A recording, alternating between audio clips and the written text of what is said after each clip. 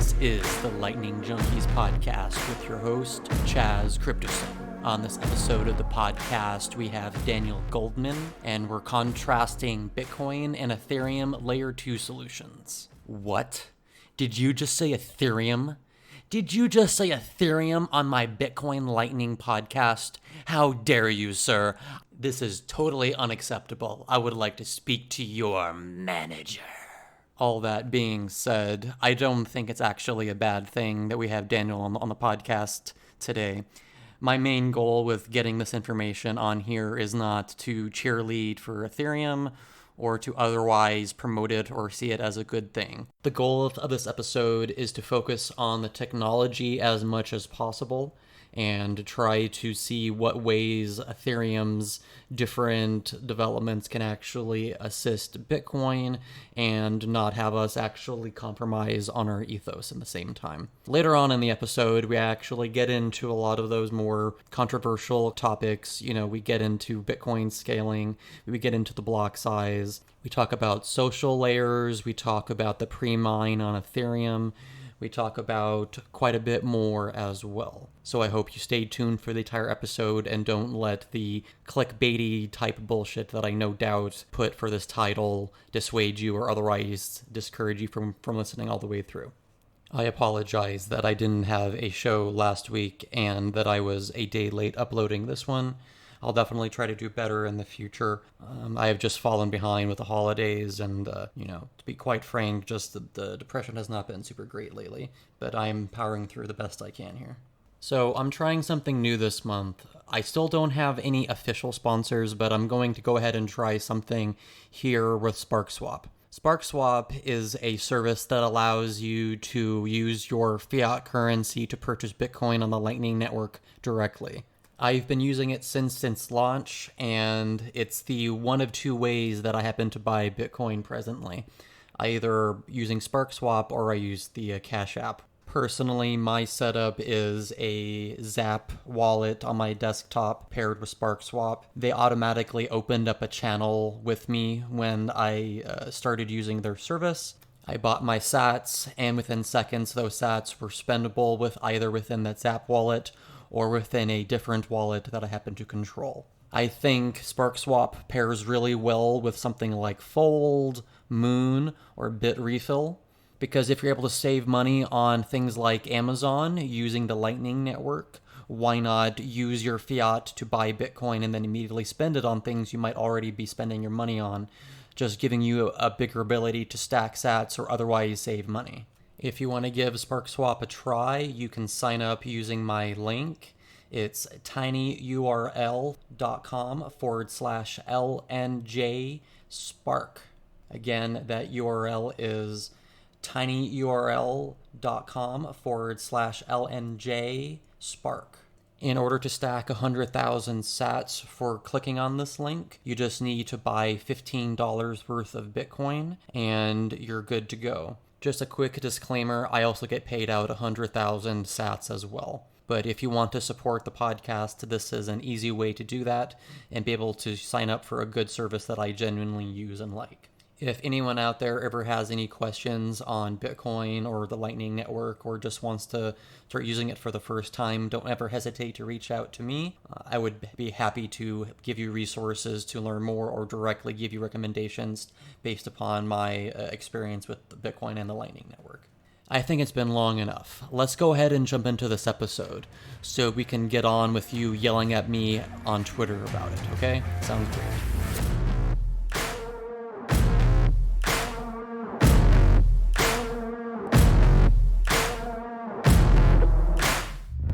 Like to go ahead and welcome Daniel to the Lightning Junkies podcast. How are you doing today, Daniel? I'm doing well. Thanks for having me. Absolutely. I had you join me on the podcast here very last minute. Haven't even, taken any notes or written up anything. We're just going to do this by the seat of our pants, and I think we're going to have a decent amount of information come out of this. The main reason why we're going to have you on the show here, I think, is to analyze the various different layer 2 solutions out there, maybe not exhaustively, but some of the bigger ones, and try to compare and contrast to the Lightning Network with Bitcoin here. Before we do all that, I wanted to just do the basic, podcasty type thing and just get your general background, maybe before even getting into Bitcoin or crypto generally. I actually studied math and philosophy just as an undergrad. I think on some level I was preparing for the advent of cryptocurrency, I guess. Yeah, so I was a developer, and I think it was in 2011, although I'm not totally sure. A good friend of mine, we were having lunch and he mentioned this thing called Bitcoin. And what's I think probably unusual is that for me, I was like instantly sold in that conversation. Like if we had audio of that conversation, it would probably be kind of embarrassing because I was just like immediately just swallowing everything, especially like sort of the political implications. I thought this was like potential for, an exciting opportunity to explore some of these kind of crazier out there voluntarist ideas. So even before I really understood how it worked, I was sort of just like mentally vaguely filling in the gaps. And, we just like talked about it all day into the night. And I think even that night I was like already, I think we had dinner with some family friends. I was already like almost evangelizing it, honestly. Over the years, I sort of followed what was going on in the space from a distance. I did buy some fairly early, obviously not as much as I wish and not as early as I wish, as is usual, but I did get some. And yeah, I sort of followed, I was interested, but I didn't cross that line into being fully obsessed then, in part because this is something I think people kind of forget or don't talk about, but sort of at the time before the big, the more recent boom and interest in these past few years, it was really a lot harder to get good information, especially if you're interested on a technical level. Pre 2017, I would say, there just wasn't as much available in terms of resources.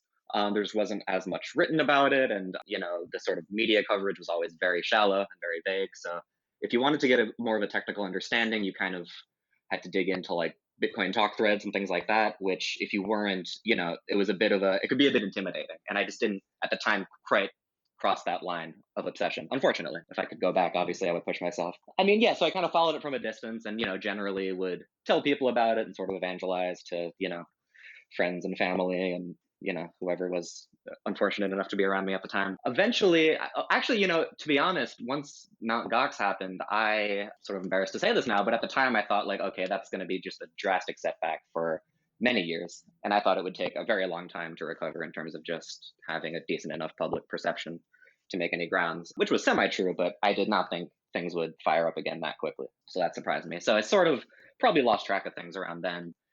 It was really what got me back into it and eventually got me sort of fully into it in a way that I can get into is around probably late 2016. The same friend actually who tipped me off to Bitcoin was like, there's this thing called Ethereum now, and you should look into it. He's sort of less technically minded than I am, so he kind of wanted me to look into it. And I started digging in, and I was just like, what the hell is this? And what are they talking about? And I couldn't quite understand what they've meant when they're talking about there's a currency, but this platform on top of it, and you could build things. So digging into that, I became very intrigued, and that kind of inspired me to dig back into Bitcoin and kind of learning about both in parallel, Bitcoin and Ethereum, and understanding the technical trade-offs that are there and the trade-offs that were made with Bitcoin. Somehow that's what sort of sent me down the rabbit hole initially. I particularly got very interested in some of the scaling debates going on and kind of the sort of broader philosophical implications of the scaling debates, I guess. And yeah, at a certain point on down that line, I just kind of became obsessed. And somewhere in there, actually, with this same friend and a third friend, we started a small business, basically doing client-based work, technical consulting, technical due diligence in the kind of crypto space, things like that.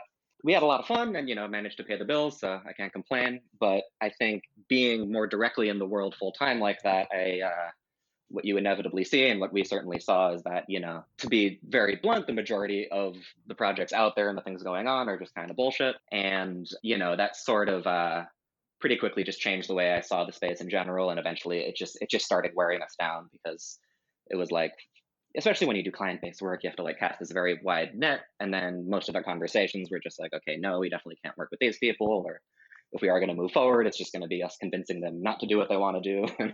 No, you don't need a blockchain. And I don't think you know what that means. And no, you should do an ICO. And I don't think you know what that means. And at this point, I sort of work more independently, doing software development, consulting, a lot of the same things, but basically only get directly involved in things that are more directly aligned with my interests, I would say. And my main interests at this point are with layer 2 scalability, as you said, on the Bitcoin and Ethereum side. With all the cards on the table, I am one of the increasingly few people, it seems, who's sort of interested and kind of optimistic about both Bitcoin and Ethereum. And yeah, it's happy to get into that as well. But I guess that's a general overview. I guess the only other thing is, I also write with our company. We had a company blog, and I've published just independently at the block as well. And I write generally on like technical matters and touch on some of the broader issues. But yeah. Okay, a lot to unpack there, so we'll definitely jump into quite a few of those topics here. That was a lot. Yeah, forgive me. Yeah, feel free to interrupt me at any point. I can ramble sometimes. Oh, sure. You know what? Honestly, I feel like maybe that's one of my less good skills there is just being able to Mm. jump in. I tend to let people just ramble as much as they want to. Okay, I'll keep that in mind. Yeah. All right. Okay, so the main thing that I wanted to jump back into here first was, so it sounds like your primary interest in Bitcoin, Ethereum, etc., was the technology portion. Is that right? Yeah, I would say so. So would you say that the economic, piece attached to Bitcoin are just less interesting or just less kind of geared towards your, previous career, stuff like that? I wouldn't say that. I would say, the things that I feel I have a good understanding of and that I kind of focus on are the technological developments. But I also think that one of the things you realize, and I think more and more people have realized this in this space, is that, well, first of all, when you're talking about quote unquote this technology, if you remove the economic factor altogether, like with some of these, I don't know, proprietary blockchain projects, it essentially stops making any sense. So I guess what I'm getting at is I think the economic factors are sort of inseparable from the technical ones. Okay. And I would say even more broadly, the sort of, I don't even know what word to use, but the philosophical or moral and even political considerations are sort of inseparable from the technical ones as well, which is part of what makes this stuff so interesting to me, I think. So, no, I'm definitely interested in analyzing these things as economic systems too. But I would say, like, I definitely have more of a technical background than an economic one. To be honest, a lot of what I know about finance and even economics has come from being in this space, which would probably horrify someone who's in the traditional finance world, I guess. So yeah, that's the technical stuff is more what I feel qualified to talk about, but definitely interested in all of it. Okay, that definitely makes a lot of sense there. What was the favorite part of Bitcoin or the favorite part of Ethereum that really kind of pulled you in at the end of the day? Maybe finally in 2016, where you finally said, you know what, I need to actually jump into this thing. Yeah, it was probably probably some of the scaling debates, and particularly these questions around layer two scalability, which I'm sure we'll get into.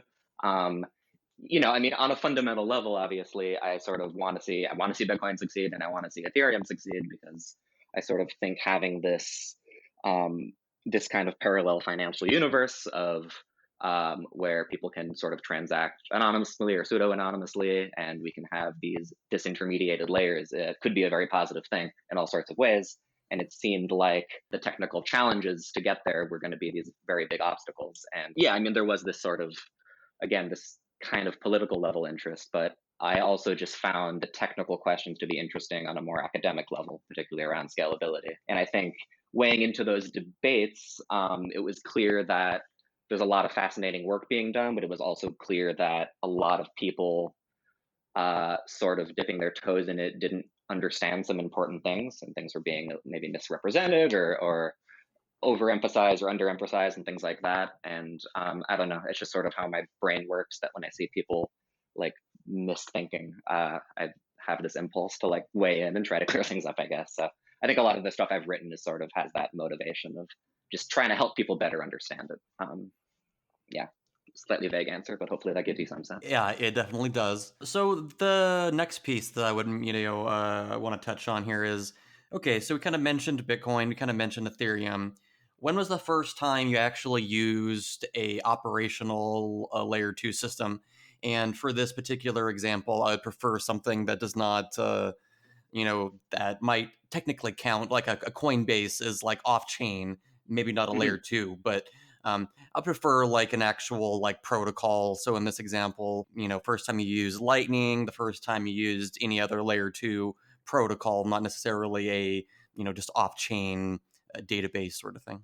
Sure. And yeah, I'm sure I'm happy to get into that distinction between off chain and layer two. I'm sure we'll dig deeper into that. I think so. Actually, I think it's fair to say that the first ever mobile Lightning payment I was present for, and it was like almost done on my phone. So this was at a Lightning conference in Berlin, and was with Rene Picard, who's writing the mastering, or he's involved in this mastering Lightning book coming out.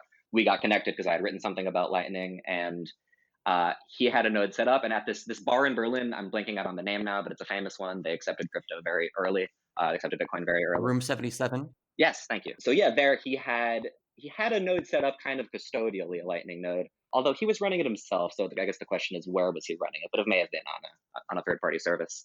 And yeah, we tried to do it on my phone. It didn't work, but only because my phone was shitty at the time and kind of crashed. It was not the fault of him or the tech. Yeah, I saw that happen in action, which was pretty cool. I say that partially to establish some Bitcoin creds, because I'm sure some people have just stopped listening when they heard Ethereum already. I've also used I think that may have been the first time somewhere in there I used the Zap desktop wallet and purchased a few things with Lightning, and it is very cool when you see it in action. That sort of gut feeling you get when you see how fast it is pretty awesome. So yeah, I was both. That's sort of it was exciting having sort of been reading about this stuff and thinking about it academically to finally use it. But also when you use it, you realize there's a lot of work to be done on the UX side, particularly in just setting it up. It's definitely, even as a developer who sort of has some experience with DevOps and things like that, it's hard to imagine somebody without that background going through this, although it is getting better. But yeah, I've definitely used it. I don't run a node at the moment, a Lightning node, but for a bit, I did. So I do know what that's like. Travesty. Unfortunately, you will be ejected off the podcast starting now. I figured. Yeah, I was waiting for that. I'm surprised it went this long, to be honest. Right. Just to be clear, this was at the Lightning Hackathon last year? This was in 2018, if I have that right. Yes. 2018. Oh yeah, so 2 years ago technically. I forgot it's 2020. My bad. 2020 now. That's right. Did your adventures into off-chain / layer 2 solutions stop there? No.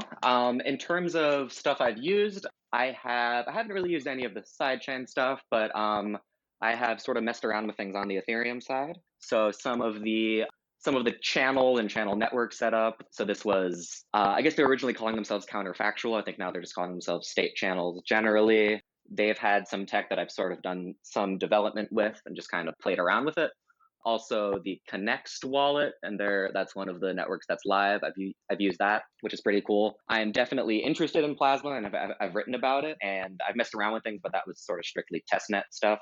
That's still farther from production ready, most certainly. Other than that's the only, I would say, like layer 2 or layer 2 related Bitcoin thing I've done is the Lightning Tech and Zap wallet and things like that. Yeah, a few other things on the Ethereum side that I've directly messed with. Okay, let's go ahead and jump into those a little bit. They're the sidechain project that has the XDAI token that allows you to send your, DAI basically off chain to people, and it's really fast, etc. Is that right? Oh yeah, so that's actually a different one that I've also used them. So that is that's more of a federated sidechain thing. Got it. Which is called XDAI. And that's more of a trusted federation. I have used that as well, now that you mentioned it. No, but the one I was referring to was counterfactual / state channels. That's a channel network project. So that's more of a trustless layer 2 system, as again, we can talk more about that distinction. Okay, so maybe since I don't know what the hell you're talking about here, you'll go ahead and let me know. So Sure. Yeah. So I guess, so you mentioned this kind of off-chain layer 2 distinction, and it sounds like by the way you framed it, I kind of use those terms the same way or think about it the same way. It's always kind of tricky because, there's no single authority out there to define these things for us, right? So people use the terms differently. So for some people, layer 2, they would use that to be very broad, even to include things, as you said, like having your money on Coinbase or something. For other people, it's a little more narrow. But I use it the more narrow way. So I guess, we can start with, let's just say, as you said, off-chain is generally anything that doesn't involve using the base layer directly.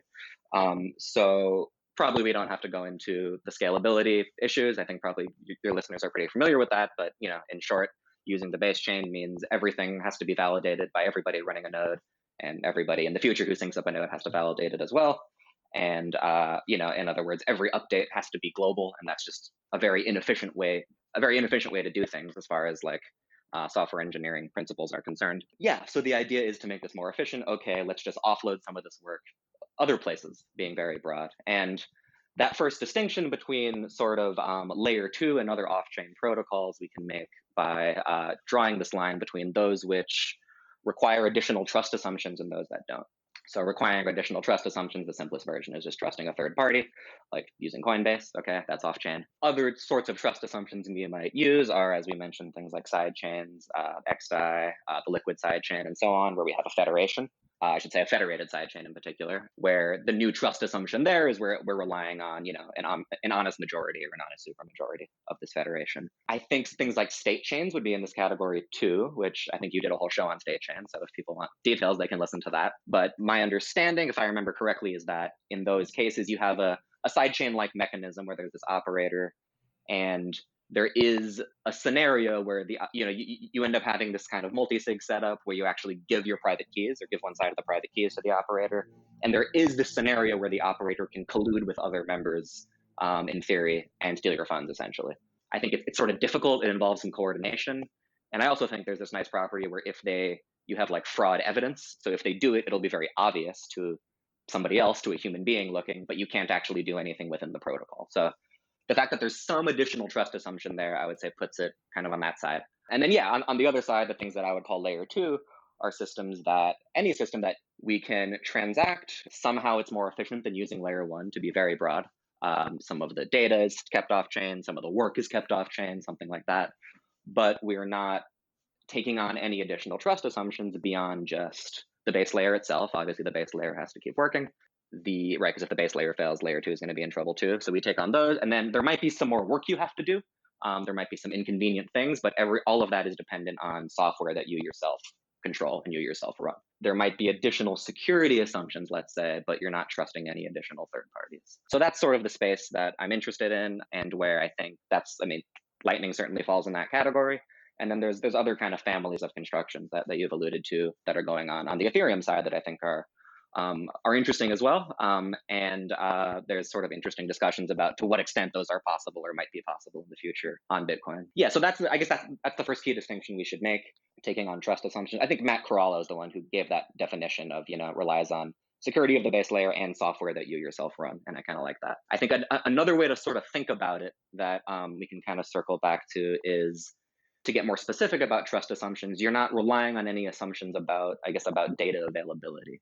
So that's kind of what it all comes down to. And this took me a while to grasp, but ultimately a trust assumption means that you're relying that someone else won't withhold data from you. So yeah, I guess like within that layer two category, I guess the first split we can make is between channels and these other things. We can call them like non-custodial side chains or trustless side chains, and that's where some of the plasma stuff comes in. With channels, so Lightning is in this category, I think a nice way to formally draw this line, formally define those, is the parties that are participating in a channel, which is often just two parties, although in principle it could be more than two when you get to things like channel factories and so on. Every party involved sort of has to give full consent for every state update. You have to get unanimous consent. So when we update a Lightning channel, you're making this payment, the parties kind of interact, they both effectively sign off on the latest payment in one way, shape, or form.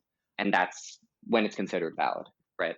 So yeah, so that gives us Lightning. There's different channel constructions. The one that's used in Lightning now is like Poon Dryja channels, or at least something kind of like them, something like what came out of the Lightning white paper, even though it may have been modified a bit, where effectively what you do is you say, okay, we're going to keep making these updates. We agree on the latest state. And then, presumably eventually we're going to sort of cash that out at the end, sort of like updating a bar tab or something. The challenge is guaranteeing that only that latest state gets cashed out. And with Poon Dryja channels, what you effectively do is you say, anytime I make a payment to you, I also give you the ability to invalidate the last one.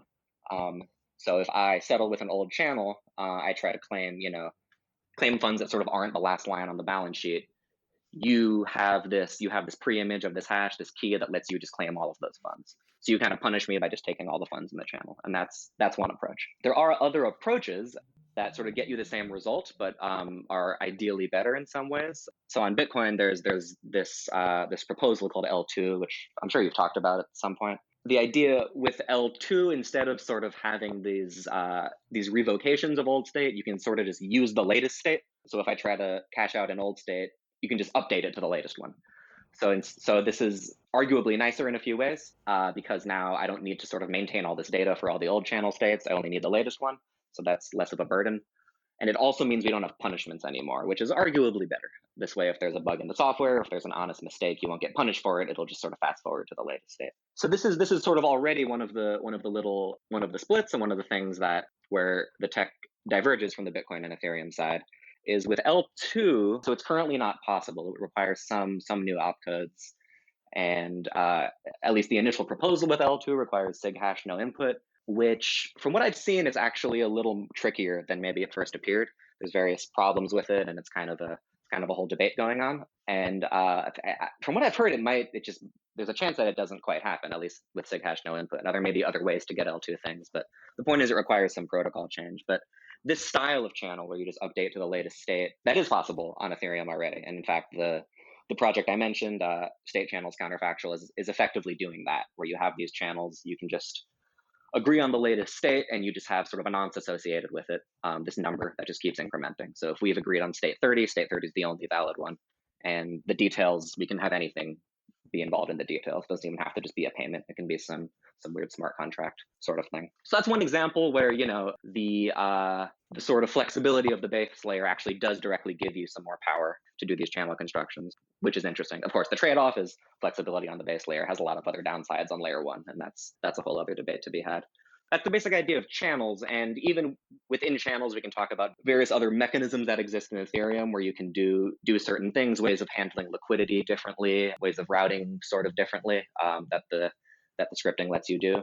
Does that make sense so far? Anyway, I don't want to keep rambling. Yeah, that was quite a bit there. So we're gonna have to go back through, some of what you said here. Yeah, please. The first thing that's in my head here is, I've definitely heard of, Plasma on Ethereum, and that whole idea, Vitalik, I think, has been, pumping that idea for years, if I'm remembering correctly.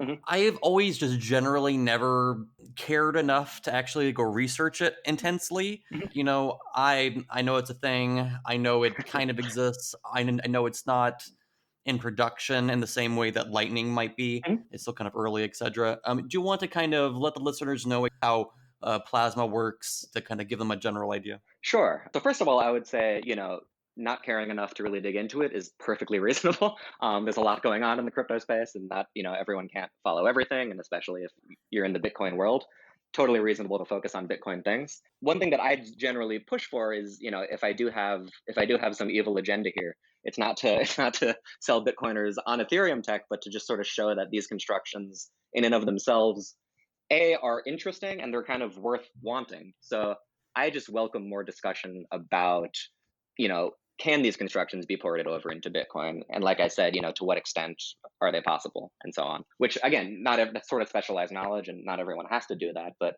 there are a small handful of researchers who sort of try to bridge the gap from one side and the other. And yeah, I just kind of think there should be more cross-pollination there, and so on. Yeah. Okay. So as far as Plasma goes, so on the one side we have channels channels require unanimous update. The idea of Plasma is essentially we don't have that requirement. That's the first thing to understand. So we have all these off-chain transactions, and you can transact in this Plasma system without all the parties involved sort of having to sign off on every update. So what this sort of looks more like is we have these transactions off-chain. They kind of get bundled together, hashed down into a block root.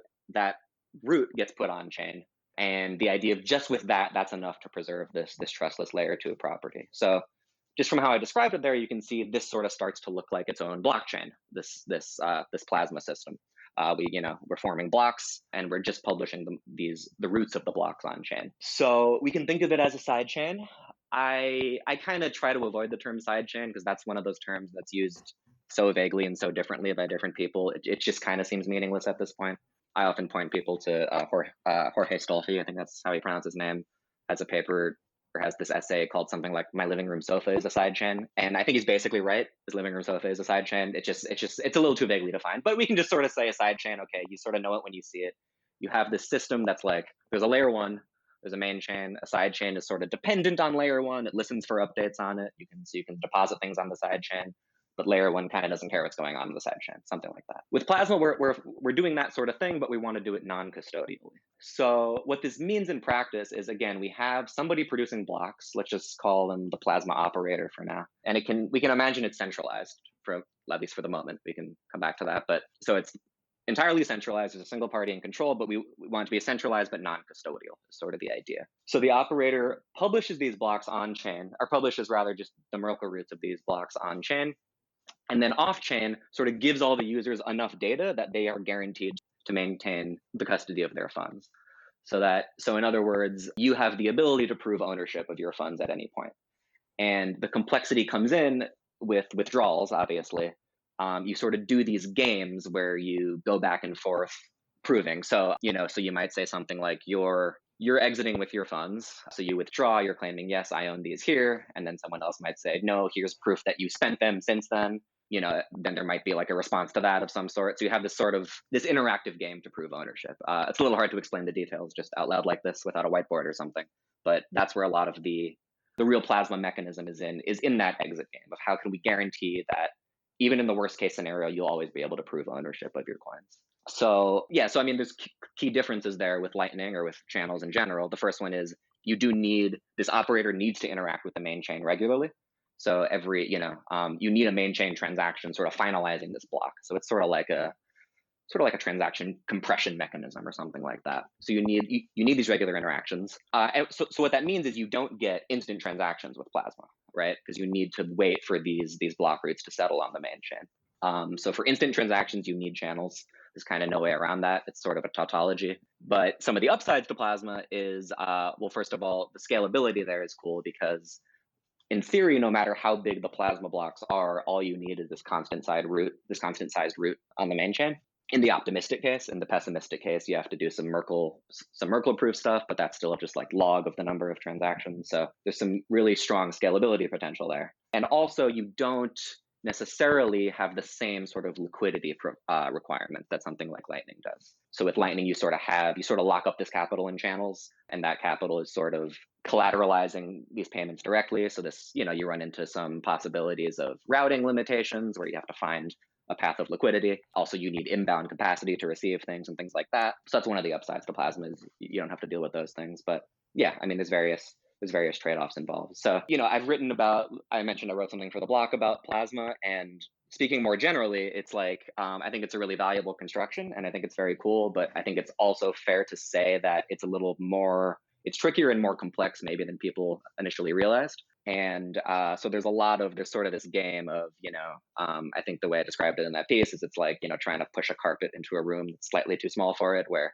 you kind of fix one thing and something else pops up. So some of the problems involved, just to give a general sense, are you end up having to manage a lot of data, even as a user, because and the size of this data you have kind of grows over time. You need some sense of the history of what's going on this Plasma chain so that you can guarantee you'll be able to withdraw. So that's some of the optimization work is minimizing that. And then the initial constructions, you mentioned the initial white paper, which was Vitalik and Joseph Poon, who's one of the co-creators of Lightning, actually. In the initial construction, there's actually a much bigger problem, which is you can have a scenario where you're sort of where everybody on the Plasma chain is forced to exit onto the main chain, which is pretty much a deal-breaking issue, actually. That's like, when people talk about Plasma now, they're referring to like Plasma Cash, which is an alternative construction, which avoids that. But there's a lot of little things to solve there. But I guess one sentence version is like non-custodial sidechain is sort of what Plasma does. Understood there. Thanks for going into that for me. So you were kind of going into some of the reasons why, maybe it's still in a kind of pre-alpha state, would you say? I would say at this point, I think like the research has progressed a lot, and I think like there's a better understanding of like what it can and can't do, or sort of what approaches are dead ends and things like that. I would say there's still certain things that aren't necessarily entirely solved, but you might just say that's okay, it's good enough. But the worst case scenarios aren't, worst case scenario might just be a user has to store a lot of data at one point, or so. But it's not, I would say it's not like 100% solved. The issue is, even with the sort of research questions in place on, again, this more kind of academic level, implementation is difficult. So that's still going to take more time. So some of the focus, like a lot of the projects that were doing Plasma things have shifted gears, or at least shifted emphasis and focus on some alternative constructions. If you've seen this, like the new kind of buzzword hotness is like optimistic rollup, which is a related construction, but it's sort of solve some of these tricky things. And that's one that it's a lot simpler as one of its benefits. And it's definitely, it's easier to reason about. It's something we can do now. It just doesn't quite have the same scalability benefits as Plasma. So happy to go into that. My basic feeling about Plasma is I think it's a very powerful construction. I hope it's not abandoned, because I think the potential scalability benefits and throughput are pretty awesome there. But yeah, it's probably safe to say that it was like hyped a little too strong too soon, and there were additional problems kind of emerged over time that slowed things down. And certainly I'll also just say this: the original white paper, I don't recommend reading it. It's pretty weird because it's very long, and there's sections in it that are like very out there and kind of speculative, and maybe and there's stuff they talk about in there that like no one's pursued, like this idea of like nested plasma chains, which is kind of crazy. So I think it had like the seed of some ideas that were worth pursuing in there. But a better place to start is, I mentioned Plasma Cash, but there's a Georgios Konstantopoulos, I think it's his name. It's a Greek name, something like that. Who's a layer 2 scalability researcher, kind of focusing on the Ethereum space, and he does a lot of great work. But he put together a Plasma Cash white paper. If people are interested, I would start there, because that gives you a good starting point as for what paths have been pursued. But yeah, that's kind of where I think it stands now, and I think it makes sense that at least for the short term, people are shifting to this roll-up stuff, which we can get into if you want. Something that you mentioned before was the concept that kind of alluded to that eventually maybe something like Plasma can make it over to Bitcoin. The long-standing idea in Bitcoin land, I think, is that if Bitcoin wins, it's going to end up eating all other crypto technology. Everything else will kind of fold in to Bitcoin in some way. So you kind of mentioned that Plasma might be able to make it over to Bitcoin. You want to kind of just lay out how that might work, or what that might look like, and if any big changes would need to happen, etc.? Sure. So again, I'll mention him again, not to keep dropping his name, but this researcher, let's just call him Georgios K. He's looked into this specific question, and he gave a talk about this exact question at one of the Bitcoin conferences recently. I forget which one. I don't think he's published it yet, but hopefully he does. What it comes down to, so yeah, is this possible on Bitcoin? It's definitely not possible now. So the question is, what would have to change? What protocol change would Bitcoin need to support something like Plasma? And more importantly, of course, it's possible to change the protocol any way you want, right? But is it a sort of limited and conservative enough change that it would sort of be acceptable to Bitcoiners, essentially? Because as you say, with Bitcoin, there's both the sense that I think with like hardcore Bitcoiners have the sense that it will eat all this technology, but also that it's the most conservative. So there's a bit of a trade-off to be had there. Okay, so as far as Plasma, so he's the guy to look at. You should really watch his talk. A lot of this, I'm just repeating his findings, but you need at least a few things, and then one of them to me is like very uncertain about how this would actually work. But one thing you definitely need to be able to do is verify Merkle proofs on chain, because this is just how you show inclusion or exclusion of these Plasma Cash transactions within the block. There is an opcode, I think it's opcat, that lets you do this, basically do like string concatenation. But interestingly, it was actually removed from Bitcoin already. And it was considered a bit risky. There was some little loophole, some exploit you could do with it, so they took it out. So that would be the thing to look into: is there a way to bring back opcat? And I think being able to verify Merkle proofs on chain would be useful for all sorts of things, even some of the more state chain related constructions and things like that. So that's one thing. You also need, I guess the fundamental difference between Bitcoin and Ethereum has to do with this notion of state. The state of Bitcoin, so to speak, is the set of all UTXOs, right? All the unspent transactions. And what you can do with that on Bitcoin is more limited, right? On Ethereum, we have this more generalized notion of state, and it's hard to define what we mean by state, but the current state of affairs, whatever. What was I getting at? Right. Okay. So in the case of Bitcoin, in order to do something like Plasma Cash, you effectively need to be able to mutate some state, or at least do something like that. With Bitcoin, you have these UTXOs, and essentially all you can do with a UTXO is a transaction spends it and creates new UTXOs, or it fails and it doesn't, right?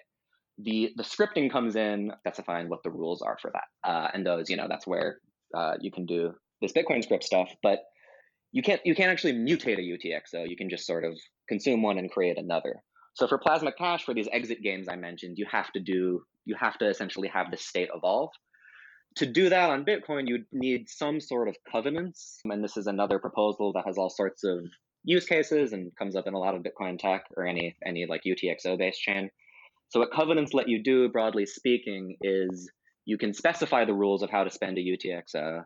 And within those rules, it says when you create a new output, it sort of carries over some of the old rules with it.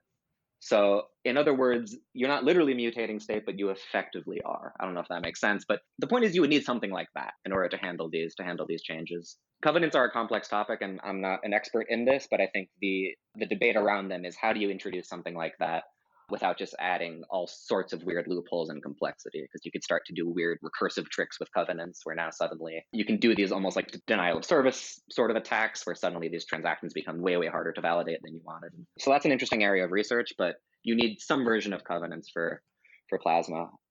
And I would say the last part, and this is where it gets a lot trickier, and really you should just talk to Georgios, because I think he may have figured out some cool way to handle this, but you kind of need a way to read state directly, which again, with Bitcoin, the design decision is that you can't do that. You can spend transactions or not, but you can't like get information about transactions without spending them. And you sort of need to be able to do this in order to read these block roots of the Plasma chain. So in Ethereum, they're stored in state, and state is the part that you can just read directly via smart contract. In Bitcoin, again, there's this design decision where you can't do that. So you can't just allow that. If you just allow that, that has all sorts of other implications, and it might just mean like Bitcoin devolves into Ethereum, and that's certainly not something Bitcoiners want. I understand that. Whether there's some limited way to get that so that you can read block roots, if there's a way to do that, that would be required as well. So yeah, look for Georgios here. If he hears this, maybe this can be considered some peer pressure for him to publish this, but I certainly welcome more discussion around this, because I think this Plasma stuff is very cool, and I think hopefully these different cryptocurrencies, different communities can find their ways of benefiting from it. Not to get too kumbaya. Right, absolutely. I do appreciate you kind of laying that out there for me. So as far as I know, there isn't too much usage of layer 2 solutions on Ethereum. Something that has come up quite a bit in 2018, 2019 was the Ethereum people have something called DeFi Pulse, which would compare, their different DeFi projects or whatever against Lightning. And very often they'd be like, look at you guys. There's, 500 BTC in WBTC, but there's only, however much in Lightning. You guys are falling behind. But then if you look at their, the Ethereum, Lightning, or Plasma, or any of this stuff, I think it's, Plasma is not even operational yet. And I think the Ethereum Lightning is not operational. Do you have any insight into any of that? Sure. Yeah. So first of all, I mean, I agree, at least with your implication there, which is that is a very silly comparison. The idea of comparing DeFi Pulse to something like Lightning. This is not at all apples to apples. Also, the DeFi Pulse, I think their metric was like the amount of capital locked in DeFi, and I don't even know what that means. It's not really. So it gives you a vague sense of activity there, but certainly it's not comparable to Lightning. So yeah, I don't really take that very seriously. And yeah, I mean, as you say, the things to, if we want to compare the two of them, the things to compare would be the more some of these channels and channel networks that are going on Ethereum, which exist, but certainly Lightning is getting more use than them still. The ones to look at, so there was Raiden, which is something very similar to Lightning. In fact, the name is sort of a little in-jokey reference to Lightning there, which is live, but very limited use case last I checked. And that is like strictly payment channels. I think the one to really look at is Connect, which I think I mentioned earlier, which they're doing really good stuff. And again, I've used that. And that is, there was sort of at some point, there was sort of like a universal standard that was agreed upon, this like state channel standard in Ethereum, sort of the equivalent of like the Bolt spec and Lightning, I guess. So they're sort of compliant with that and within that. And that, yeah, they have a system that's, you can transfer Ether, but also ERC20 stuff like DAI with Connects. So it's definitely being built out. It's getting some use, but not on the level of Lightning. We'll see how it plays out. And yeah, as you say, the Plasma stuff, I mean, there are implementations out there. There's stuff on testnet, and there's some great teams working on it. And I think we will see stuff happen. But I think it's definitely fair to say that it was harder than was anticipated, and it's taken longer than was anticipated. And probably we'll be seeing sooner than Plasma. We'll be seeing some of this roll-up stuff happen, because that's just sort of easier to build. Yeah, I mean, the Ethereum layer 2 stuff, it's happening. Things are moving forward. Definitely not as much use as Lightning, but we'll see. I look forward to both of them growing. And I think that I'm also very interested in some of the possible possible interoperability between them, between the channel networks and also between these other side chains and trustless side chains across different chains. I think they can complement each other kind of nicely. A kind of philosophical question here Yeah. for you. Do you think Lightning on Bitcoin or Bitcoin on Lightning has earned its first mover advantage, and now Bitcoin on Lightning is going to be, the number one off-chain solution or layer two solution out of the entire crypto space? Is that going too far? I don't know. I'm sort of, I would say maybe, but I'm sort of still agnostic to that, I guess. I think it's less, my instinct is it's less dependent on sort of layer two tech and Lightning than it is on Bitcoin itself, right? Bitcoin itself obviously has a first mover advantage, and there's the question of whether that will hold up and whether that will retain its monetary premium. I don't know. I'm not good at making predictions. I mean, yeah. I mean, obviously, it's probably obvious from talking about this that I'm sort of very interested and in some ways optimistic and bullish about some of these other layer two constructions. I think that there's a place for them. So that is where Ethereum can sort of carve out its territory. But I don't know. I tend to not really see these things as in this zero sum battle so much. So I don't know. And either I don't particularly care who ends up winning, I guess, to be honest. Fair enough. I've used Ethereum in the past. I've sent ERC20s around. I've done, all the nonsense you might do with Ethereum. But I guess at this point in time, I just don't care. Like I keep, going over there to find stuff that excites me, and none of it really does. Lightning stuff excites me. There seems to be stuff actually going on. Obviously, I'm in my bubble over here, so maybe I'm missing all kinds of really fun stuff happening on Ethereum. I honestly don't think so. But do you think, talking about Ethereum here, maybe the biggest thing that I still have a problem with, and I think a lot of Mhm, Bitcoiners have a problem with, is the original launch of Ethereum mhm, and a lot of the negative things that I think happened there. Primarily the mhm. the pre-mine that the Ethereum founders or whoever gave to themselves, essentially. Do you have any particular opinion about that kind of contrast versus Bitcoin's fairer launch, etc.? Yeah, I mean, it does. It does sort of make me uncomfortable as well. I kind of go back and forth about how much it truly matters. I will say this: so the Ethereum Foundation's pre-mine, if I'm not mistaken, ends up being around 10% of the supply, which is a lot. There was sort of another chunk. I mean, this is, I guess, I already said something controversial. It depends what you consider the pre-mine versus pre-sale and so on. But what I'm getting at is there's this other chunk that was sold initially, right, to these early investors. If information does come out that part of that, like a significant part or really of any part of that sale to other investors was just sort of circling back directly to the Ethereum Foundation, that would be pretty serious and that would be pretty bad. So I certainly welcome more transparency on that. Even as is, I guess the part that I go back and forth on here is to what extent initial allocation matters to the future of a network, to the future of this like digital asset, a monetary network. And I'm not sure. It's definitely not ideal. So I do agree with a lot of these criticisms. Like I'm not, I don't know. I'm not someone who's just going to like some diehard Ethereum defender or anything. But as far as initial distribution, like in practice, what actually happens here is sort of the question. Does wealth just sort of stay concentrated in these little silos, or does it kind of circle in relatively quickly? I'm not sure. Empirically, it seems like it's more the latter. I think like the initial distribution of Bitcoin might be as fair as it can be, and even that, of course, you're going to end up with there's sort of arbitrary element to it, right? Of about who mines early and things like that. So I don't know. I'm sort of giving a wishy-washy, rambly answer because I don't really have a great answer for that, other than yeah, things like the pre-mine definitely makes me a bit uncomfortable. It's not ideal, and I just welcome more transparency around that generally. I just don't see it as a deal breaker, and I like my general feeling about Ethereum is it seems to me that, and this is something I think some Bitcoiners miss, is that even though there's certainly a lot of bullshit going on that has gone on over the years in the Ethereum space, but like frankly, that's true of anything in this crypto space.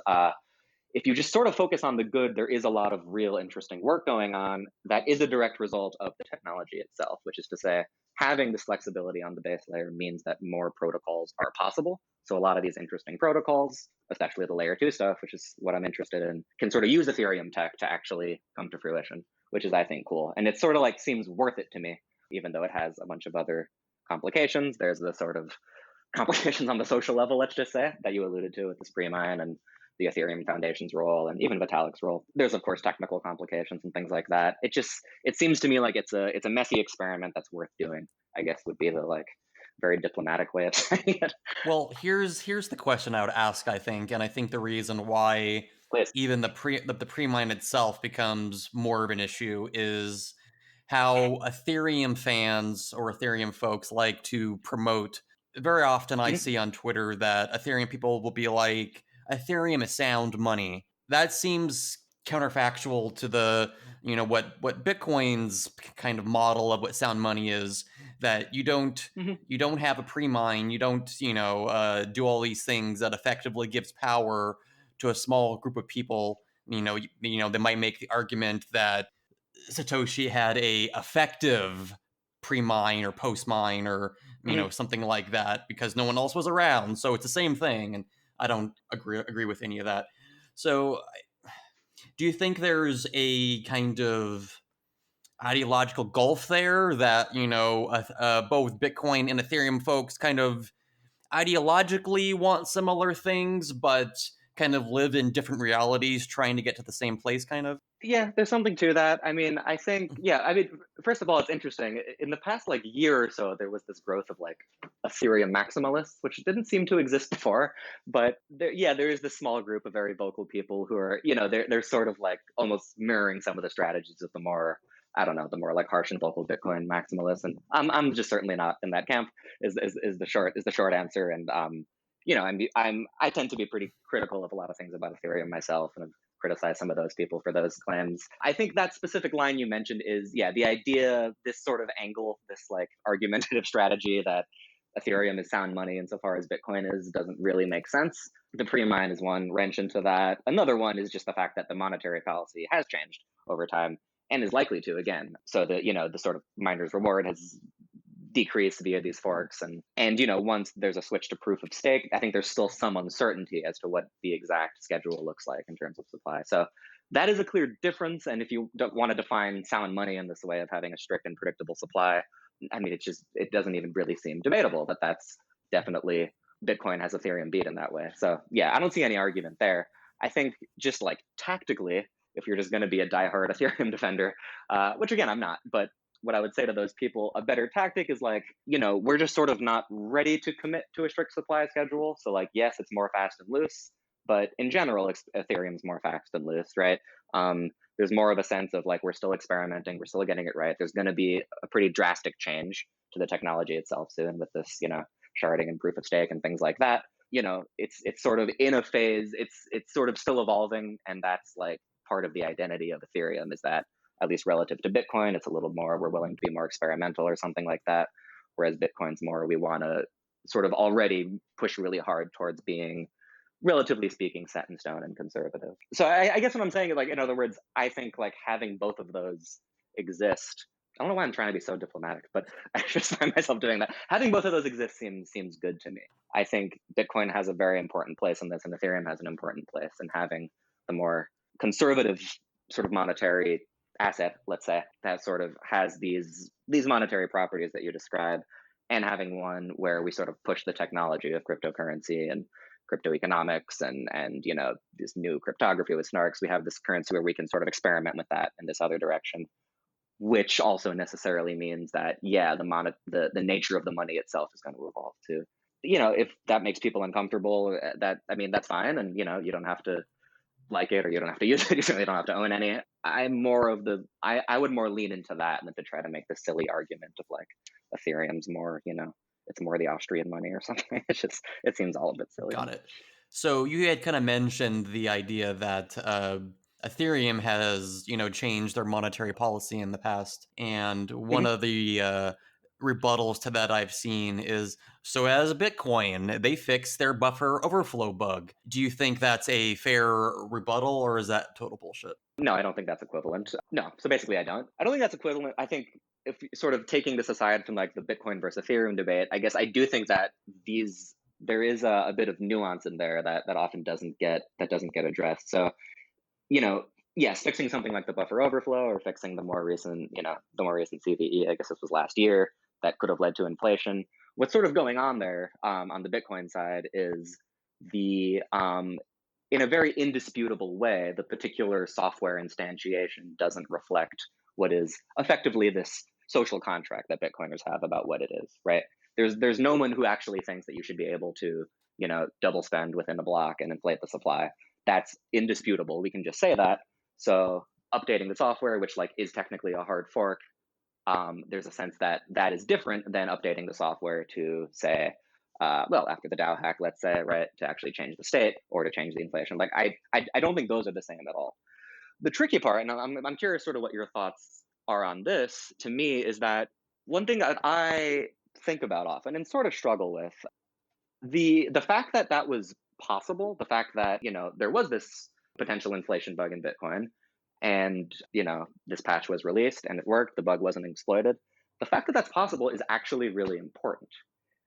You could even go a step farther and say, if it wasn't possible to do something like that, and you can just focus on those two examples we mentioned, Bitcoin would be dead by now, right? And to me, when I think about Bitcoin, when I think about its security model, I just think we need to include that in it. And one of the things that I see with a lot of people, some people I should say, certainly not all of them, but some people in the Bitcoin space, there's a resistance to even mention that. And there's this sense of, the social level is totally separate from the protocol, and the whole point of Bitcoin is to eliminate that social level. And there's no Bitcoin community, right? There's no and I think that's half true, right? It is indeed true that the point of Bitcoin is to minimize that level. Without that, I think like Nick Szabo articulated this pretty well in that social scalability essay.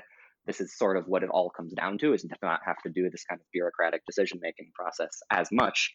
But I kind of think in a way that essay, a lot of people mentioned that, and it was very influential.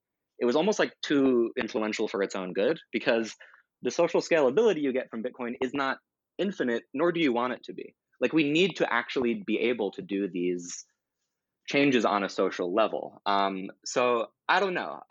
If even mentioning the phrase Bitcoin community makes a lot of people just like bristle and cringe. But to me, that is an important thing. There are decisions to be made, and it's not just about fixing these concrete bugs. There's going to be Schnorr signature, there's going to be Taproot, there's changes the protocol will make. We may have to do something for quantum resistance at some point. And let's just acknowledge the fact that like there are human beings that have to make these decisions. And to me, that has to just be a part of how we think and talk about this. But yeah, anyway, I don't know. I'm curious what your thoughts are on all of that. Typically I'm not the one answering questions on the podcast here, so please. Yeah, I tried to turn it around. Please forgive me here, but it's kind of a tough one. Yeah, I mean, I don't mean to put you on the spot, obviously, but I guess like it's just it seems to be this gap, and I will say this, that I think maybe just by necessity, this discussion is more, Ethereum community is more amenable to this type of discussion. Again, part of it's just pragmatically by necessity, because these sorts of social level changes happen much more frequently and often in Ethereum. Yeah, I just think that is something we have to consider. I think Hasu, if I'm saying that right, I don't mean to keep name dropping, by the way, but he's sort of spoken, I think, very eloquently about this, and he is one of the people I see as taking this seriously. And yeah, I just think it's not totally black and white, and you can sort of have both, and you can acknowledge that we want, let's say, governance, that's a scary word, but this decision-making process to be minimized and to be strict. And then most Ethereum people would say that that is the goal eventually too. They just think like, we're not there yet or something. You want it to be minimized, but you actually don't want it to quite be at zero. And yeah, I don't know. I haven't sort of settled on the right way to think about this, but that is something I sort of wrestle with. So yeah, I just think it's like a double-edged sword. I'm probably not technical enough, and I feel like I would need a lot more kind of thought and preparation to really answer that as well as I would prefer. Yeah, it's very difficult. I guess I don't necessarily envy the Ethereum folks that have a larger attack surface or a, just more complicated protocol that, you have all these different ways of potentially breaking stuff, of being able to steal stuff through their smart contracts, like it happened with the DAO. If, let's say, something similar were to happen with Bitcoin, so rather than, a buffer overflow bug that happens to the protocol itself. So yeah, let's imagine that billions of dollars was stolen off some exchange, and one particular Bitcoin developer was involved, and they're very upset, and they really want to try to get their money recovered. So they try to, get everyone on Bitcoin Twitter to agree with them to some kind of hard fork to reverse this because, oh my God, this is the biggest lost amount of funds ever. I don't think anyone would listen to this person and be like, oh, tough shit, your money's gone. We're not going to help you do anything. And now you're ostracized because you're trying to, change something within Bitcoin. A hard fork, by itself is a big thing, but you're trying to change transactions around, and no, go fuck yourself. Do you think this is probably the accurate thing that would happen here? That seems like, yes, that the scenario you described, I think, is entirely easy to imagine. So I think, yeah, I think that's right. Like any situation equivalent to the DAO hack on Bitcoin is certainly a lot less likely. One thing I would throw in, I think it's certainly less likely now to happen on Ethereum than it was then, but it's certainly still more within the realm of possibility. I guess that sort of situation, though, I think that's true. That sort of situation, I think, is less of what interests me and less of what I find tricky than, so the situation of, again, just reversing what is effectively a valid transaction. Less interesting to me than, again, just fixing what is unanimously agreed to be a concrete bug, right? Which has happened, so Bitcoin's capable of doing this, obviously, and I think that's good.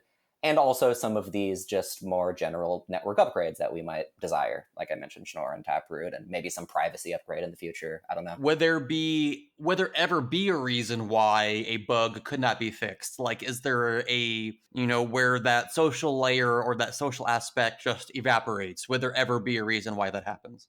That's a good question. And it's almost, what's tricky about this is, in some weird way, like if there's some wild out there dream of, let's say, decentralization that takes place, that would kind of prevent it, right? Like if there's no way, if the people mining or, more to the point, running nodes are so like distributed and far and wide that we actually can't coordinate any upgrades anymore, this would be impossible.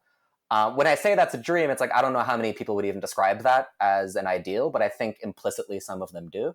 And that's where I just go, like, I don't think that's quite the ideal we want. I think the trickier one, like, I think the way we see it is actually pretty similar. I don't even know if we totally disagree. I would just say, like, I agree with you. You don't want this, whatever you want to call this sort of softer social level to be able to make arbitrary changes. But clearly we want some changes to be able to happen. And I think it seems to me it's sort of healthier for the network's future, and it's just better to just sort of acknowledge that and be able to think about it directly than to just deny it. What scares me more is just denying that happens at all, when, again, of course it does. There's upgrades that are being talked about right now. If you sort of deny it, then it seems that there's a risk of, okay, well, what's actually going to change about Bitcoin, and who's going to decide? It's almost like if there's this unacknowledged power vacuum, things can... that's where governance capture can take place. And just to be clear, I'm certainly not suggesting any like on-chain governance mechanism. I think that's the worst idea in all of this. I'm not even suggesting a more like formalized governance mechanism, but it just sort of concerns me when I see people who just get angry if you even try to sort of point this out or try to direct attention to these questions. It seems like an important thing to be able to talk about. I don't think anyone's really figured out how to do this right, because it's tricky, but this is probably something that was like, I think even a few years ago, this was harder to see. And for years ago, it was easier to just sort of brush all of this off and say, that's not what we do. We don't make decisions as on this social level, but that's clearly a part of these things. I think that's okay. I don't think that sort of destroys the value proposition. I think it'll matter moving forward. And one of the interesting examples that I just mentioned to me is this idea of privacy on layer one. I don't know where you stand on this, but more and more, I just think, again, the projects I care about are Bitcoin and Ethereum, certainly more than any others, but I follow some of what's going on in these privacy coins as well, and I think I'm very interested in the technology itself. And I'm increasingly of the mindset that we just need better privacy on layer one, and I'm a little concerned that with both Bitcoin and Ethereum, that just doesn't really seem to be, on the roadmap, so to speak. The general ethos in both is like, we'll have privacy layers, we can have layer two things, we can have, side chains or mixers and things like that. And that's all well and good, but I'm sort of nervous that that's not quite enough. This is just like a fundamental thing that we want to preserve is privacy, and having it be sort of opt-in might just lead to some very bad results. So, and I think there's a lot of Bitcoiners who are sort of that mindset too. There's a lot who very much aren't, but I could see this being sort of the next big debate within Bitcoin. I'm just curious to see how that plays out. And that is one example where if the inertia is just, look, we're not going to change the protocol, so we're not going to change the protocol, I could see some changes in that regard that are potentially beneficial that I'd like to see happen. And I don't know. It'll be interesting to see how that discussion happens moving forward. I would like to kind of bring up a contrast here and some examples. So I'm sure you're aware of, I'm not sure if it's considered a layer 2 or an off-chain solution or not, but Matt it's basically the Ethereum / Bitcoin guy that's building BTC. Yes, Matt Luengo, Yeah. Is that I think you're the right guy. So he's the same gentleman that I can't remember at what particular conference, but at a conference, he kind of threw out the idea of adding like tail inflation to Bitcoin, I think, and he was very popular for that one. Yeah. Oh, that's right. I remember that Twitter drama of the day. Yes, I forgot that was him. Yeah. And so, I mean, even though I feel like there's like a trillion good arguments against it, I mean, it was, in retrospect, it's probably a good idea that people bring this stuff up sometimes, even if it's, no, it's a horrible idea, stop, is the response, because it's just good to talk about it and just kind of understand where we are in the world. But I feel like it's very related to the privacy aspect that you kind of mentioned. Let's add tail inflation or let's add privacy. But I'm sure, as you're aware, the biggest trade-off with privacy on the base layer is auditability. And the one thing that I happen to be a huge proponent of, and I think a lot of people that are into Bitcoin's Austrian traits, is predictability of future supply, that I should be able to just pick a random date, 25.3 years in the future, pick a time of day, and it'll be approximately that amount of Bitcoin in the future on that time and date. Not exactly, there's variance, whatever, but it'll be basically correct. And I don't know what other cryptocurrency can really claim that. Sure, other ones can make some amount of similar claims, but I feel like Bitcoin is still the gold standard when it comes to that kind of predictability. Do you generally agree with that? That the tension there is very difficult to overcome. That I want privacy. If there was a way to get Monero or confidential transactions or some similar privacy enhancements on Bitcoin, that'd be great. But I would practically want to guarantee, which I don't think is possible, that auditability is intact. I think there's good ways to make it very unlikely that it's affected, but I'm not super technical in the privacy arena, but as far as I know, there's not a strong way to make that, near 0%. Yeah, so I think that's right. That is the tension, right? And that's what it's going to come down to, is any increase on-chain to privacy will in some way decrease auditability almost by definition, right? So there's going to be a trade-off there. And there's certainly some trade-offs that I don't expect or even want Bitcoin to make in that direction. The obvious thing to bring up would be Zcash in this case, which, I think ZK snarks are really cool and awesome, but, there was literally an inflation bug. And that is a direct result of the complexity of this, kind of crazy moon math cryptography that they do. So that certainly crossed the line of anything I would expect to happen on Bitcoin. What I would say, though, and this is definitely getting into like unpopular opinion territory, is, when you talk about predictability of supply, so obviously having like a supply is just necessary for any for any resource of value, right? It has to be scarce. Having predictability of supply, I mean, yes, I think Bitcoin has that stronger than any cryptocurrency, and acknowledge that is like part of the core value proposition, right? The unpopular opinion part to me is, I would say that like we can consider this fixed supply and auditability to be fundamental to what Bitcoin is. I actually think privacy has to be considered fundamental as well, because at a certain point, ultimately what this is about is disintermediation and autonomy. And in the extreme case where privacy is like totally lost, which is a silly scenario to imagine, but let's just say every single Bitcoin transaction is linked to an individual and there's no way to use it privately, just this nightmare scenario.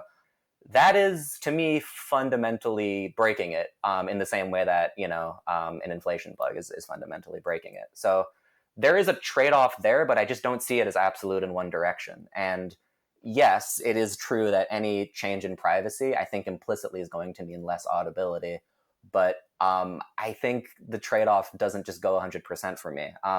Now, again, I think something like Zcash should be out of the question, something like that level of Zcash snarks, at least like until maybe in the future when that cryptography is just very ironed out, that will change, but certainly not now. But other potential privacy solutions, you get you get better guarantees of things like total supply auditability. Things like the Mimble protocol comes to mind. Again, there's a trade-off there, but you can audit. I mean, in that example, I believe, I'm not a sort of privacy specialist either, so I don't want to speak totally out of turn.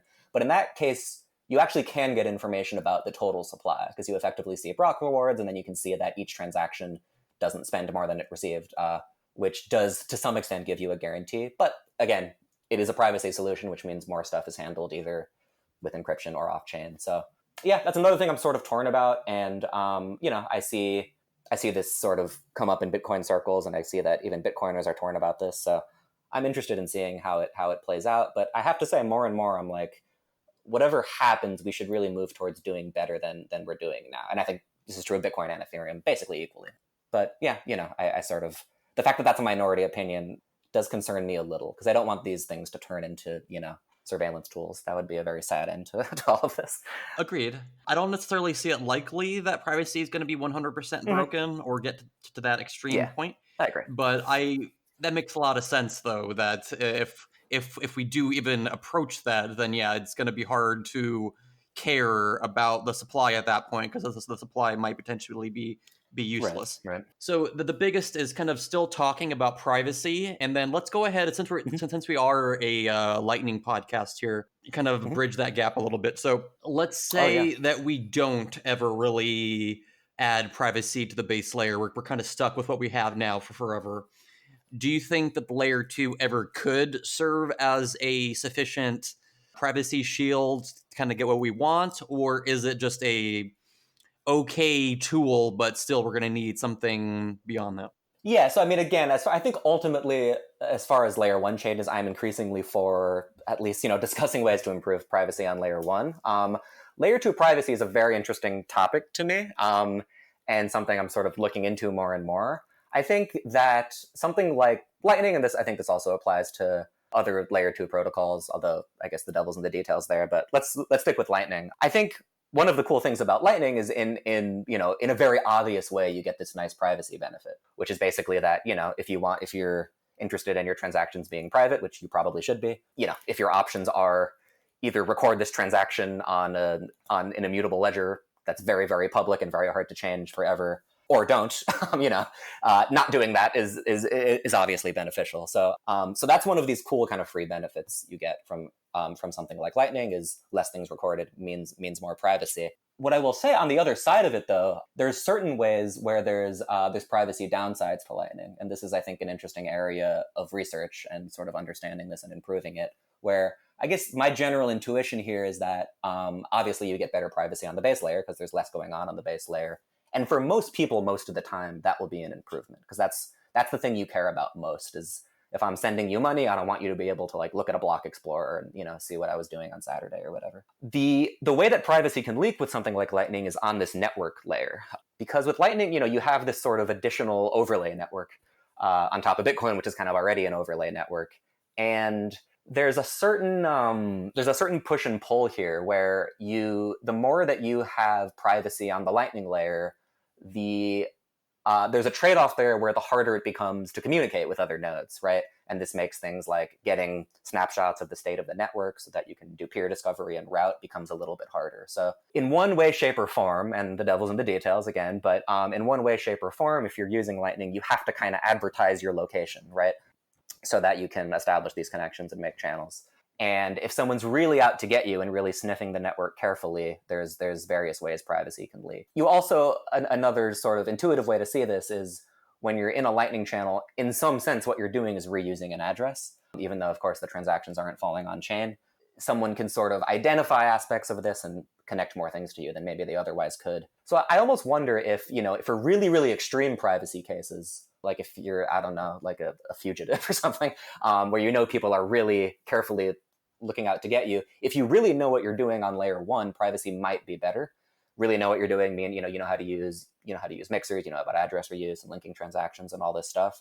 Whereas for most people, most of the time, layer 2 is going to be better. The other thing to say about as far as layer 2 privacy, and I think some of this is implemented in Lightning now, you may know more about this than I do because I'm not totally up to date, but you can do things like onion routing with Lightning, similar to what Tor does, where at least some of the data that you're sending around has these levels of encryption where the different hops along the way don't really see the destination, things like that. And again, I think in some of the main Lightning implementations, they're doing that already, which is great. But even there, it's a little bit, at the very least, it's more difficult to do. Like doing something like onion routing is more difficult to do in Lightning than with Tor, let's say. Simply because, I don't want to get too into the technical weeds again, and this is, again, privacy isn't my main focus, but with something like Tor, what you can essentially say is you don't really care. In some sense, you don't care how the data gets to where it needs to go. What you care about is that it gets there. So if I'm logging onto a site, we have these nodes in the Tor network. They kind of pass it around and mix it up. It ends up at its destination, an HTTP request, let's say, and then this data ends up finding its way back to me. I don't really care how it gets there. I just care that it was mixed up enough that I have this privacy. On some level in Lightning, you actually do care about the path because you need this path of liquidity along the way. So that's another place where there's only so much you can really obfuscate with something like onion routing. So so I think it's a really interesting challenge, and I wouldn't rule out the fact that maybe there really is a solution to this that involves some fancy cryptography. That's definitely a really interesting area of research. But that's where I think it stands now. Is privacy is definitely an improvement with Lightning, but in really, really extreme cases, there are network level privacy leaks that are worth considering. Okay, yeah, definitely. So just to quickly summarize, if your nation state's after you, Lightning may not be good enough at this point. I think so. I think that's probably the in case anyone who's wanted by the FBI is listening, that's probably the official advice we should give them. All right, sounds good. All right, so and hopefully they're listening through Tor, of course. Yeah. Sorry, go on. Well, right. So I have a couple more questions. I kind of want to get through them kind of quickly here, just because I think I have 3 or 4 more, and I've already had you here for an hour and a half. Wow, really? That flew by. Okay, yeah. But it really please. did. Yeah. So we kind of touched on hard forking for privacy on the base layer. So, and we kind of touched on, hard forking for maybe a tail emission on Bitcoin on the base layer. Mm-hmm. And at the very beginning of the podcast, you had kind of went into the scaling debate, and we haven't even touched that yet. We've already had an hour and a half without even really going into that. But without really going into the history of it, because I don't think we have time, do you think we'll ever see a block size hard fork on Bitcoin? Ooh, interesting. You're just trying to get me to say something controversial here. Let's see. Absolutely. If I had to bet now, I would say yes. I think it will happen eventually, but certainly not anytime soon. And before people attack me, I think that's not that. I've talked to hardcore Bitcoiners who sort of say a similar thing, where it's something that can happen sort of slowly over time as hardware improves and so on. It also, by the way, it might just take place more in the form of a soft fork. Here's where the semantics get kind of tricky, but SegWit in some sense was a block size increase as a soft fork. I think if you go too far in that direction of doing everything with extension blocks, you get this kind of spaghetti code problem where it gets hard to reason about keeping these implementations up to date. So I think at a certain point, it's actually better to do it as a hard fork. That's definitely not a popular opinion, but if I had to bet, I would say, yeah, it'll happen down the line very incrementally, but at a certain point, it probably will just make sense. And it's hard to imagine that not being. I was going to say it'll be uncontroversial. That's hard to imagine at this stage, but I do think it'll happen. What do you think? Not to keep turning it on you. I'm just curious. No, it's fine. I honestly think it'll happen. Mm-hmm. I mean, I'm not going to put any kind of date or timeline on that because I think that would be absurd to think about it that way. Yes. Yeah, I mean, ultimately, it's right. It's the debate really comes down to block size is sort of the shorthand for how difficult is it to run a node, right? And so it's that, and then also this debate of this whole process of making decisions in hard forks. We don't want to be too fast and loose, but yeah, I mean, at a certain point, if hardware improves enough that it becomes a lot easier, I think it'll be a lot less controversial. So yeah, absolutely. So let's move on from that particular minefield and move on to a different one. Yeah. So you contribute to the block, and on Bitcoin Twitter, or on quote unquote crypto Twitter, the block is very controversial. The main dude over there gets into all kinds of Twitter drama, etc. I'm not going to get into specifics because I don't really care all that much. Sure. Do you think that that's true, that the block gets into a lot of, kind of bullshit talks and debates on Twitter?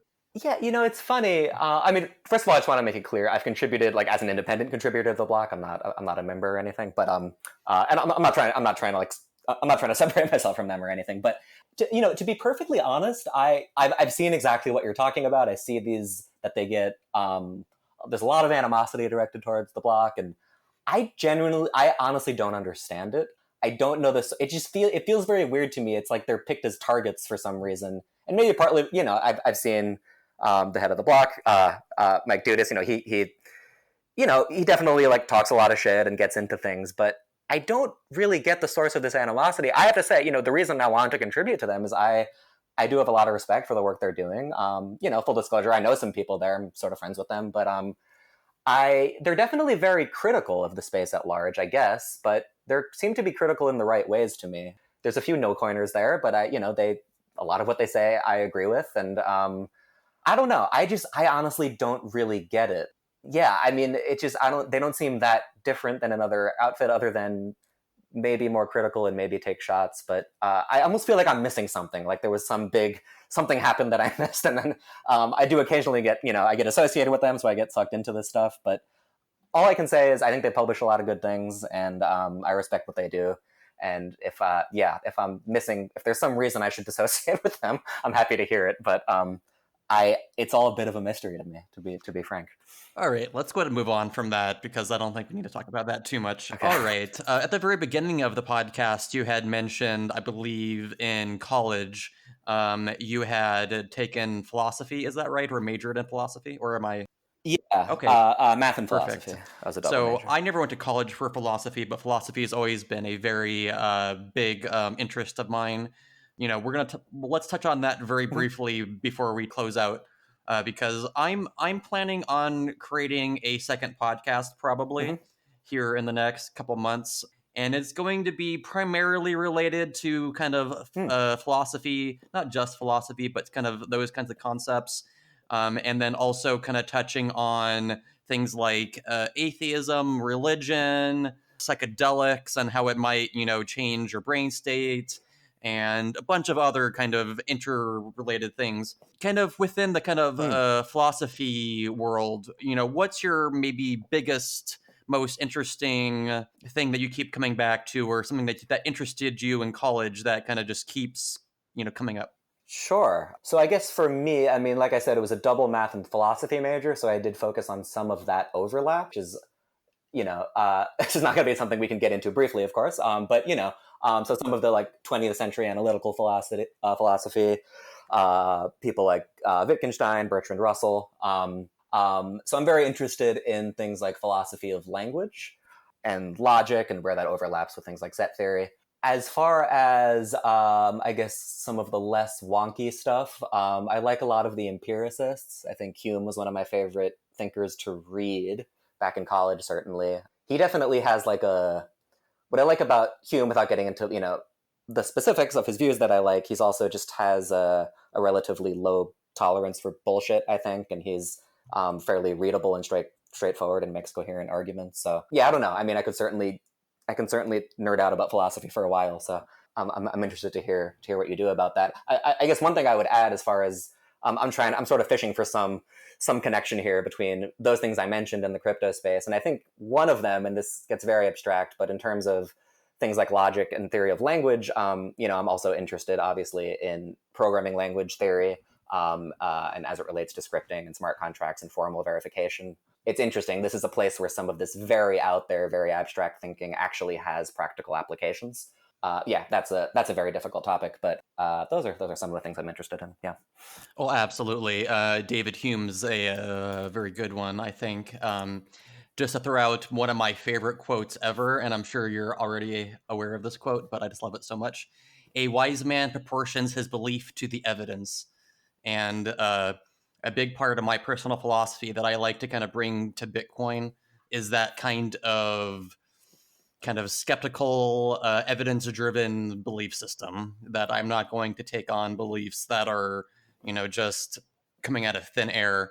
or, very little kind of circumstantial evidence, etc. Yeah, and I try to approach things that way too. It's easy. There's a lot of, there's a lot of emotions, a lot of tribalism in this space, and especially on crypto Twitter, which is its own sort of nightmare in a lot of ways. But I do my best to try to sort that out. And I think a lot of the people that I respect in this space are people who are willing to go against the narrative, willing to sort of think for themselves. And, I'm certainly not perfect in that regard, but I try to do it. I try to sort of take that same approach. That's sort of the only way to stay sane, I think. Absolutely. Well, I think maybe we'll have to have you on the philosophy podcast, which the working title for now is "What is Real." I would love to be on. And yeah, I'm remembering now. I saw you posting a bit about psychedelics and so on. So that's another interesting topic. I'd be happy to go into. Looking forward to seeing that second podcast. I hope you do. All right. So I think that's pretty much the end of the podcast. We're Emma closing out. The final question I had is, do you have any other kind of thoughts on, layer 2, off-chain, Bitcoin, Ethereum, the state of the universe, the state of crypto, the state of Bitcoin, the last, 10 years, et cetera, how more complicated can I get this question for you? Yeah, let's restrict it a little. I'll keep it to crypto. How about that? I'll keep it to layer 2. But yeah, like I said, if there's the sort of general thing I'm interested in doing and interested in sort of seeing happen more and more is some of these divides get bridged, even if just at least on a technical level. So if there's people who are interested in some of these layer 2 constructions that are going on Ethereum, if there's interest from the Bitcoin side, I would just say, this has nothing to do with being an Ethereum supporter or liking Ethereum or anything like that. I just sort of welcome more technical discussion and more cross-pollination on sort of getting this thinking in line. So yeah, I mean, if anyone is interested in this or, feel free to reach out. I'll just name drop a few other people because I feel like I mentioned Georgios, but some other guy to know in this regard is Dan Robinson. He's another researcher who does things across many different projects and has made some great contributions. James Prestwich. I mention these people because I just feel like, I've learned a lot from them, and it's only fair to mention the people I'm ripping off.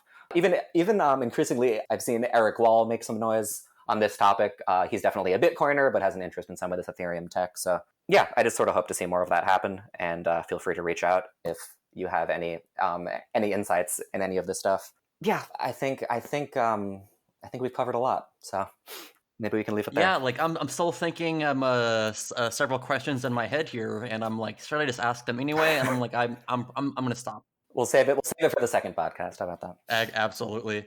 Do you want to let everyone know how people can find you on the Twitter.coms?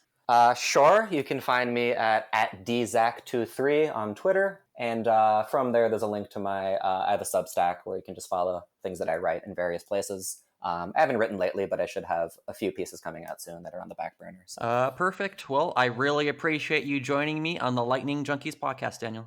Thanks. This was a lot of fun. Boom. That was the 18th episode of the Lightning Junkies podcast. Are you ready to crucify me? Should I run for the hills? Should I preemptively delete my Twitter and never return? I think that episode was pretty even-handed and did a pretty good job out of examining the objective reality, as close as we can possibly get, I think, and was pretty fair overall, and I don't think I have anything in here that's going to get me killed, but I guess we'll see after you guys actually listen to this thing. Either way, I would really enjoy any feedback you had on this particular episode. If you think this is a terrible place for me to go, or if you thought this was an actually positive episode that really, did a good job of showing you the lay of the land, or at least attempted to. Just a couple quick reminders. If you wanted to go ahead and chip in any money to keeping the podcast active, you can do so using Bitcoin or Bitcoin over Lightning at crowdfund.lightningjunkies.net. You can also do so by going to tipping.me. It's really sad that Bottle Pays is no longer existent, so that option's going to have to get taken off, I guess. But we also have LNCast as well, where you can pay per episode to listen to the podcast episodes using the Lightning Network. If you want to support the episode, please go ahead and chip in some Bitcoin, sign up for SparkSwap if you already haven't using my link, or go ahead and leave a review on whatever podcast service you happen to use. The best thing you can do is post about this podcast on your Twitter and help spread the word so more people can, get me being all monotone and dorky into my microphone here. With that being said, I think we're done here. I will see you on that Lightning network, sir. I will see you on the Lightning. See you on the Lightning network. Whoop, whoop, whoop. Okay, I'm done. I'll see you on the Lightning network.